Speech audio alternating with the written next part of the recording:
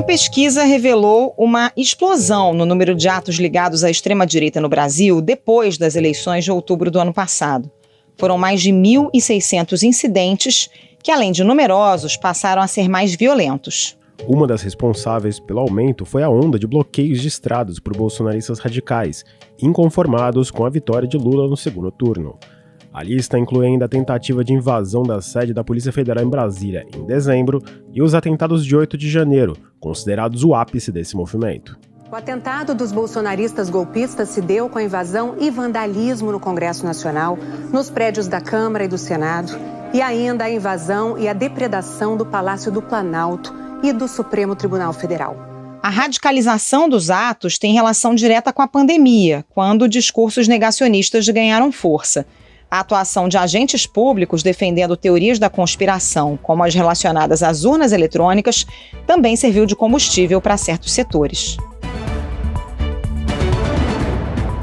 O Ao Ponto de hoje fala sobre a pesquisa que mapeia o aumento de ações ligadas à extrema-direita no Brasil e quais são os sinais de alerta que devem ser observados agora e nos próximos anos. Quem conversa com a gente é a cientista política Lilian Sendretti, do Centro Brasileiro de Análise e Planejamento, autora do estudo. Ela traz ainda paralelos entre os atos da extrema-direita e outros movimentos recentes na vida política brasileira. Eu sou Carolina Moran. Eu sou o Felipe Barini. O Ao Ponto de 26 de setembro de 2023 está começando. Vem com a gente.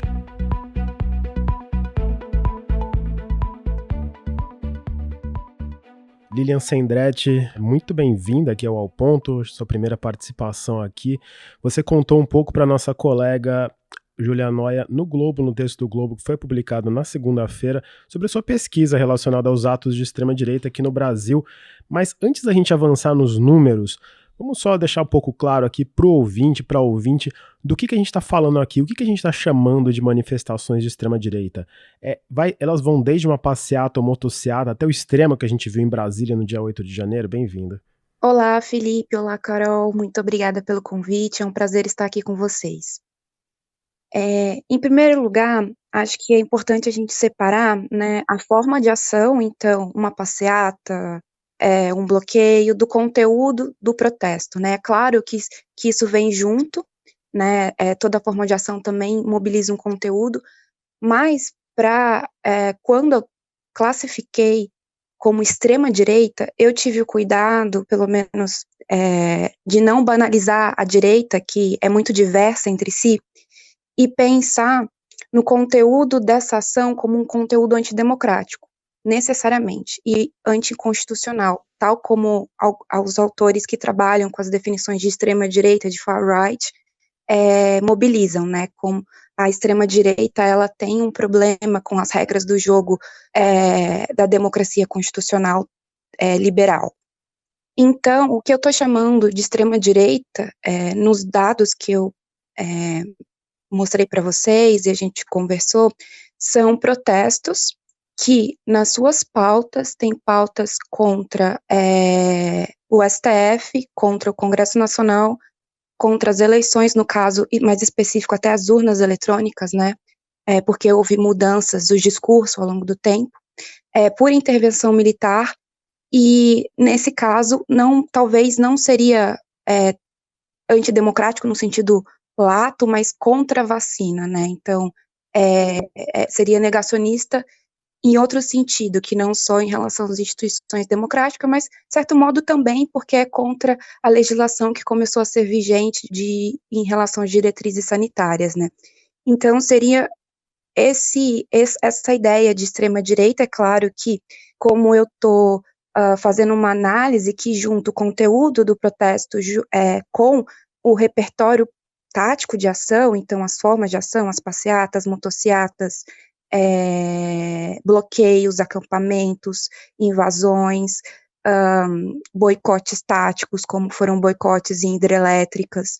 Então, é claro que a gente tem um gradiente de formas de ação que são menos disruptivas, como uma passeata, e formas de ação que são mais disruptivas, como um boicote tático, uma tentativa de colocar uma bomba no aeroporto de Brasília, como a gente viu, Mas o ponto é que mesmo uma forma de ação, digamos assim, pacífica, né, como se utiliza no senso comum, como uma passeata, se ela está reivindicando a quebra da institucionalidade democrática por a intervenção militar, ou que depois passou a ser pela intervenção constitucional, né, porque o discurso dos grupos foi se modulando para diminuir o custo em relação a repreendimentos jurídicos em relação a eles, não importa necessariamente a forma de ação, né? O seu conteúdo ele é antidemocrático e inconstitucional e por isso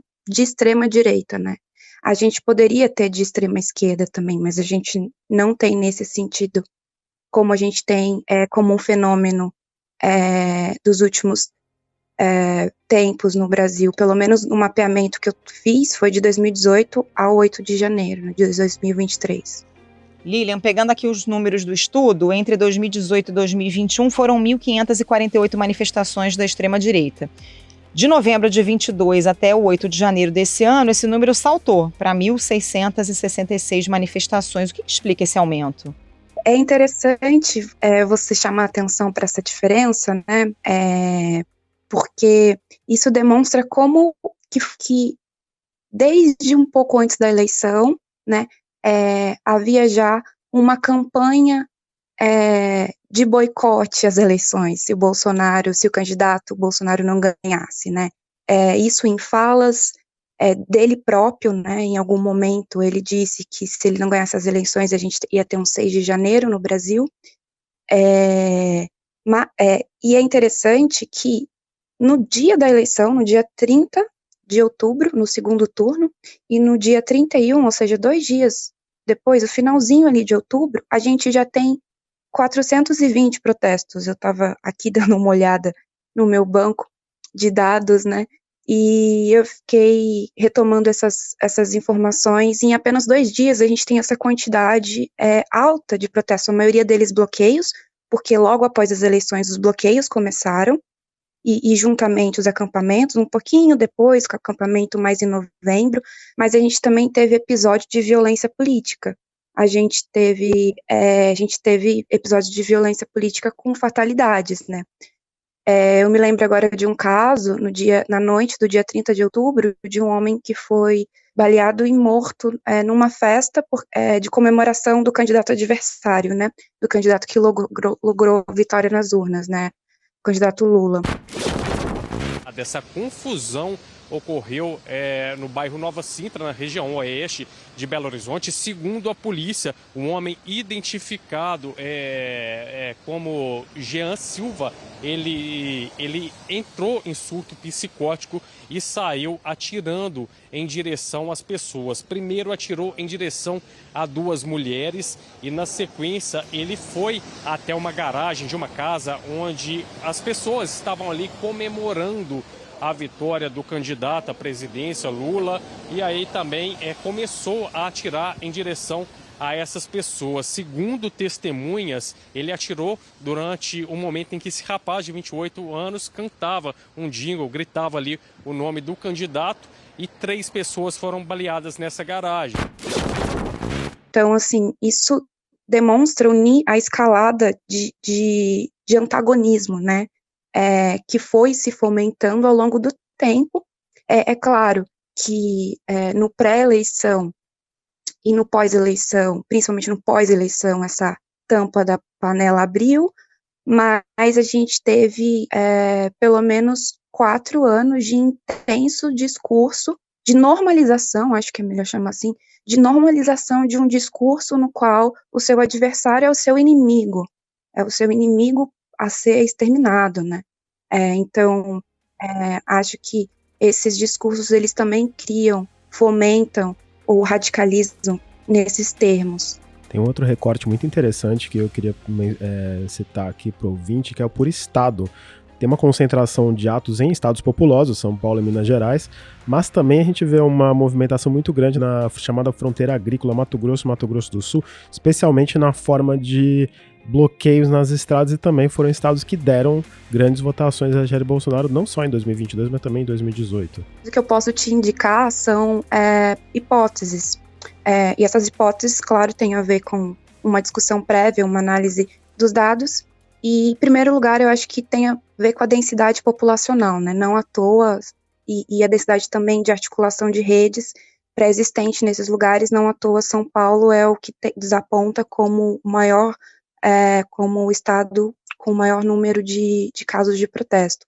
Mas você lembrou muito bem isso da questão da fronteira agrícola, porque tanto a inserção de um certo tipo, né, de agronegócio em relação ao apoio ao bolsonarismo e a essa extrema-direita, e também o papel dos caminhoneiros nesse processo, nesses primeiros meses pós-eleição, e também no 7 de setembro, sobretudo de 2021, né? Quando a gente pega o mapa dos bloqueios, é parecida a divisão entre regiões, segue também dentro dessa fronteira agrícola. Eu queria te ouvir um pouquinho mais de um tema que você mencionou rapidamente, que foi o impacto da pandemia na fomentação de um discurso negacionista, não só sobre vacina, mas também sobre o sistema político. Eu queria te ouvir um pouquinho mais sobre isso. Qual que é essa relação, o impacto que a pandemia teve na radicalização de certos discursos? Eu trabalho com a hipótese de que foi a pandemia que foi a oportunidade política para que esses movimentos de extrema-direita se radicalizassem mais. E por quê?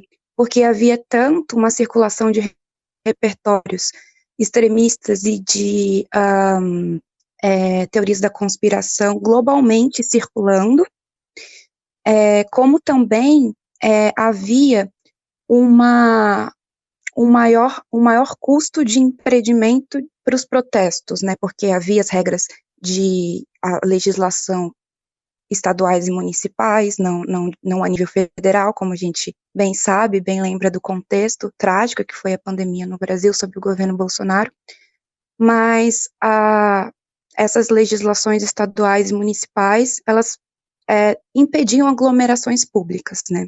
Então, o custo aumentava para você fazer, para as pessoas, enfim, ativistas, engajados, fazer esses protestos.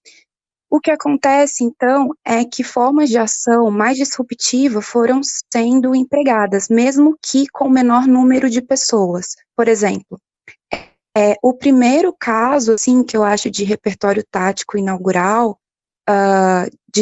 antidemocrático, anticonstitucional, foi em junho de 2020, com a passeata e a tentativa de invasão do Congresso Nacional dos 300 do Brasil, em Brasília.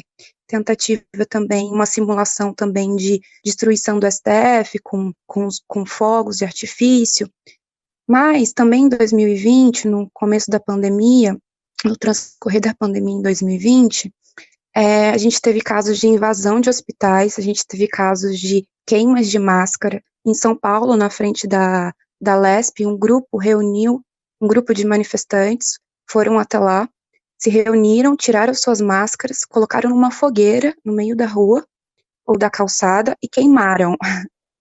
Isso é um ato muito simbólico no meio de uma pandemia global de Covid. É um ato muito simbólico de negação, né, da crença de que aquilo era válido, né? Era uma manifestação contra as medidas de restrições por causa da pandemia do novo coronavírus. Seriam principalmente seguidores de uma denominação evangélica. No final, cenas que chegam a ser chocantes em tempos de pandemia. Os manifestantes jogaram máscaras no chão e tocaram fogo. O uso de máscaras tem sido uma recomendação no mundo todo, inclusive pela Organização Mundial da Saúde, para diminuir os riscos de contaminação pelo novo coronavírus. E, ao mesmo tempo, circulou nessas redes uma retórica, um discurso que invertia moralmente o label, né, a descrição de negacionista, que era o seguinte, que tem um fundo moral até, assim, para radicalização, que se chamavam as pessoas que se vacinavam, né, que aceitavam e se vacinar, que concordavam com as diretrizes, que eram cidadãs que seguiam, cidadãs de bem nesse sentido, né, que seguiam as regras estabelecidas. Esse foi um Esse foi um outro conceito que mudou muito ao longo dos anos, Sim, né? sim. O que é o cidadão de É um bem? conceito muito controverso. Enfim, mas então, eles chamavam essas pessoas de aceitacionistas. Por quê? Porque eles aceitavam, e aí o problema não é você ser negacionista. Ser negacionista é um ativo moral, é um valor ético, porque ser aceitacionista, nesse sentido, é aceitar com que o Estado tem o direito de escolher e de dizer o que você tem que fazer, e colocar no limite o seu corpo à disposição do Estado, né? Então, todas aquelas ideologias e sistemas de crenças, né, por meio de fake news e também por teorias da conspiração sobre vacina, né, chip, enfim, elas estavam relacionadas com essa cosmovisão aceitacionista de que não se devia aceitar as regras do Estado. Então, isso foi um caldo para a escalada de radicalização, a pandemia. Como foram as reações durante a pandemia, não só nas ruas. Era uma panela de pressão, né, Lilian? Essa explosão da violência foi gestada ao longo dos anos, né? Em que momento esse ovo da serpente foi chocado? Acho difícil dizer que existe um momento, né? Acho que são vários momentos que vão se somando, né? Assim, a barreira da normalização da extrema-direita, a linha de normalização, ela foi aumentando cada vez mais, assim, então acho que é difícil a gente definir um evento como um evento, um estopim, assim, né, mas acho que dá para falar em períodos, né, acho que a pandemia foi um período importante para esses movimentos se organizarem em retóricas comuns e radicalizarem os seus modos de ação, porque eles tinham que radicalizar, né? Nesse sentido, mesmo que individual, mesmo de pessoas aceitando ou não ser presas porque não cumpriam as regras sanitárias, né? Serem presas por atos de desobediência, por exemplo. Inclusive, o 300 do Brasil reivindicava, né, como um movimento de desobediência civil. Então, é interessante pensar talvez esses dois momentos. Até que ponto a ausência da repressão por parte do Estado também ajudou a fomentar essa escalada de radicalização?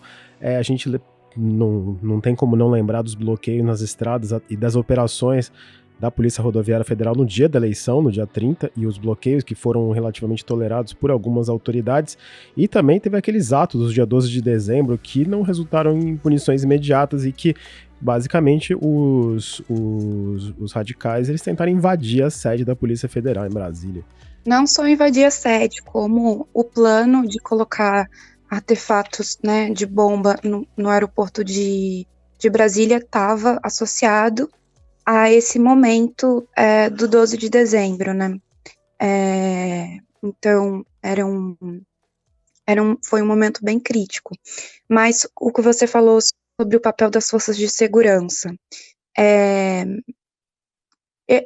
interessante a gente pensar que as forças de segurança tiveram um papel seletivo, porque quando a gente pensa o histórico de manifestações no Brasil, e aí a gente pode pensar nas manifestações contra a Copa, enfim, que foram atos, né, muito, tiveram atos de ocupação, enfim, a repressão estatal ela foi muito grande.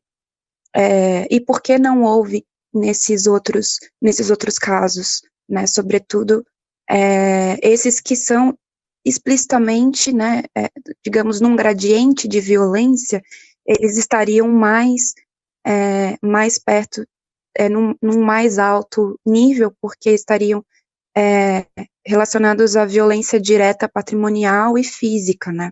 Então, aí o Estado, pelo menos as forças de segurança, como elas são formadas para reprimir ou para reprimir mesmo que não com a violência de volta, né? Pelo menos idealmente, mas enfim, é necessário que se reprima esses atos para que eles não escalem, né? E não teve repressão, eles escalaram, poderia ter repressão também, eles escalarem, porque a repressão também é uma faca de dois gumes, mas a seletividade do Estado, acho que ficou, talvez não do Estado em si, mas do Estado enquanto setores do Estado que estavam sendo acomodados por determinados setores do governo. Ainda um pouco na linha do direita e esquerda, qual a diferença que você vê essencial entre as manifestações de extrema-direita e as manifestações de esquerda que tradicionalmente sempre ocuparam as ruas?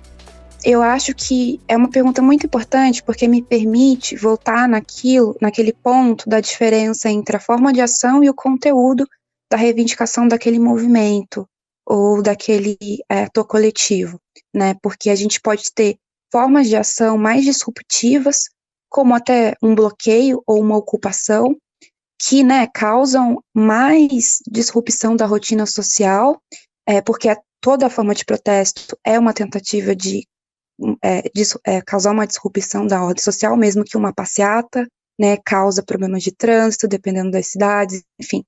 Mas o ponto é que a diferença primordial para mim é que as manifestações da extrema-direita, elas não estão dentro dos marcos da legalidade constitucional e democrática.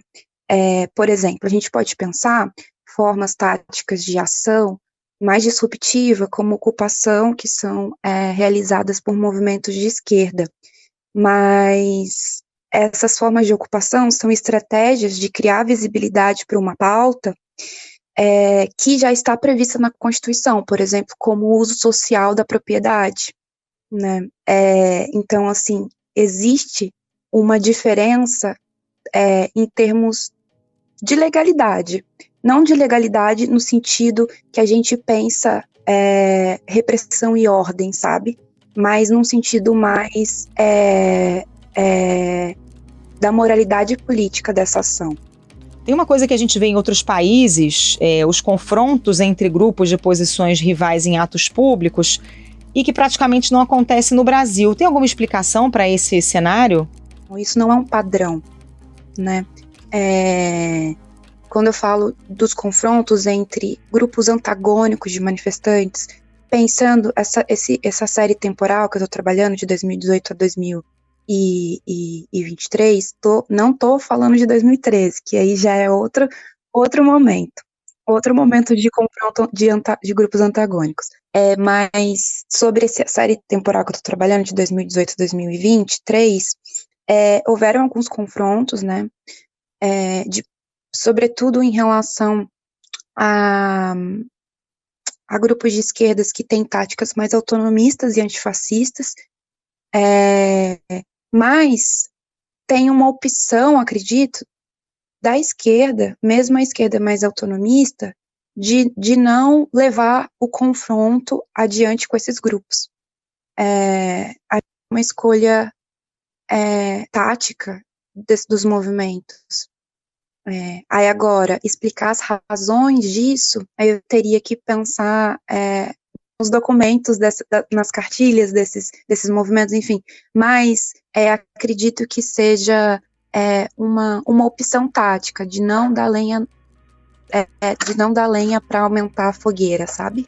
E a gente termina aqui o nosso podcast com uma pergunta daquela simples que eu guardo pro final, pros entrevistados e pras entrevistadas. Mais difícil, né? Claro, senão não seria o ao ponto. A cereja do bolo. E no pós-8 de janeiro, você vê, pelo que a sua série temporal termina no dia 8 de janeiro, mas você já deve acompanhar o que aconteceu depois, assim, pelo menos por alto. Você acredita que a reação das instituições conseguiu sufocar a escalada desses atos golpistas? Ou você acredita que a gente poderá eventualmente ver manifestações semelhantes e que levam adiante bandeiras, como você bem pontuou ao longo desse episódio, bandeiras antidemocráticas? Acho que os custos aumentaram ainda mais, né? Justamente por conta de uma reação institucional ao 8 de janeiro, né? Muitos grupos de Telegram que eu acompanhava não existem mais, eles foram bloqueados, né, você entra lá, tá bloqueado pelo TSE, o custo aumentou, entretanto, a rua, né, não é a única arena de poder em disputa, né, então, a gente pode ver menos protestos, digamos assim, né, porque a liderança, né, tá acuada, as lideranças estão acuadas, enfim, a gente tem toda a questão da delação com CID, a gente tem os manifestantes que foram presos, enfim. O ponto é que a rua é um dos espaços de disputa política, né, a gente tem outras arenas, e ano que vem tem eleições municipais. No dia 1º de outubro, salvo engano, vai ter eleições para conselho tutelar.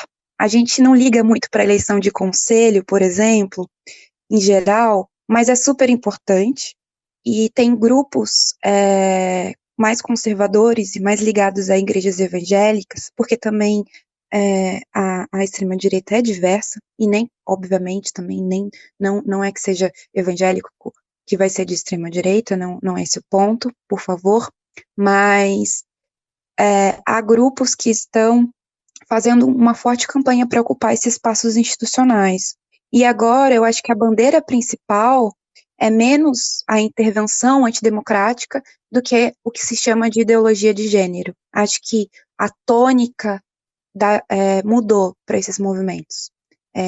E a atuação nas redes que eu tenho acompanhado tem sido em relação a questões do que é chamada, né, porque isso não existe ideologia de gênero, mas, enfim, é como esses grupos chamam. Acredito que a disputa passa por agora outras arenas institucionais e com outras tônicas, porque a arena rua, né, ficou muito mais custosa, porque para fazer protesto você precisa de recurso não só em termos de financeiros, mas recurso de mobilização e de apoio. Então, quando esse custo eleva muito, também os grupos podem procurar outros modos de mobilização, que não seja através das ruas, através dos protestos. Lilian Sandretti, muito obrigado pela sua participação aqui no Ao Ponto, com esses dados riquíssimos e que ajudam a entender o atual cenário político do Brasil. Volte sempre. Obrigada, Lilian. Um abraço. Muito obrigada, Felipe e Carol. Eu que agradeço. Estou à disposição.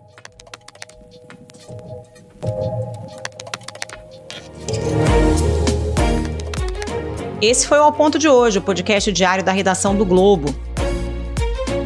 Nessa conversa, a gente conta com a participação de toda a equipe do jornal, as mesmas pessoas que levam até você informação e análise de qualidade todos os dias. Quer saber mais? Assine o Globo. Acesse assineoglobo.com.br e confira todas as notícias e reportagens especiais. A edição desse episódio foi de Luan Oliveira, a produção de Ana Clara Serafim. Até mais. Até mais.